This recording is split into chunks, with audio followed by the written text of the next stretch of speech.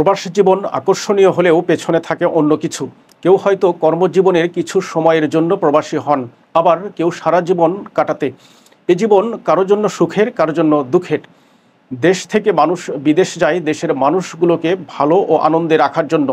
দেশের অর্থনীতিকে সচল রাখা ও বৈদেশিক মুদ্রার রিজার্ভ বাড়ানোর ক্ষেত্রেও প্রবাসীদের ভূমিকা কম নয়। নিজের দেশ থাকা সত্ত্বেও আমাদের দেশের কিছু মানুষকে বেছে নিতে হয় প্রবাস জীবনকে, কারণ আমাদের দেশে পর্যাপ্ত পরিমাণ কর্মসংস্থান ও শিক্ষা সচেতনতার প্রচুর অভাব। তাই জীবিকা নির্বাহের একমাত্র উপায় হিসেবে তারা প্রবাস জীবন বেছে নিতে বাধ্য হন। এই প্রবাসীদের অবস্থা অনেকটা বনবাসীদের মতো। প্রবাসীরা যেমন বঞ্চিত রাষ্ট্রীয় সুবিধা থেকে, তেমনি বঞ্চিত পারিবারিক সুবিধা থেকেও।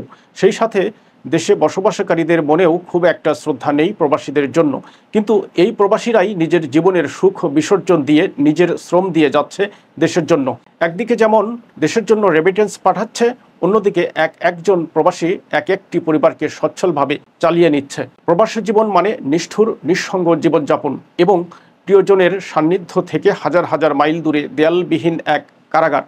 সেখানে কারো দুঃখ কেউ বুঝতে চেষ্টা করে না। নিজের দুঃখ নিজে অন্তরে রেখে নীরবে কান্না করতে হয় তাদের। প্রবাসে গিয়ে চাকরি করে অনেক টাকা পয়সা রোজগার করে দেশে পাঠায়।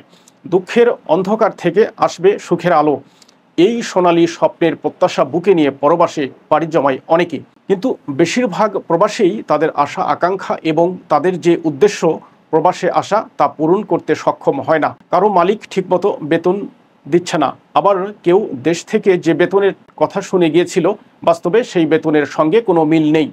আবার সঠিক বেতন পেলেও সে বেতন নিয়মিত নয়। কখনো কখনো নির্ধারিত সময়ের বেশি কাজ করিয়ে নেয় মালিকরা। এত কষ্টের পরেও দেশের মানুষের জন্য কিছু করতে পারলে তাদের মুখে হাসি ফোটে। প্রবাসীরা দেশের যে কোনো বিপদ কিংবা দুর্যোগে নিজেদেরকে মেলে ধরেন সম্পূর্ণভাবে। প্রবাসীদের পাঠানো রেমিটেন্সেই দেশের অর্থনীতির চাকা হয় বেগবান। তাই প্রবাসীদের যথাযোগ্য সম্মান মর্যাদা দেওয়া সময়ের দাবি।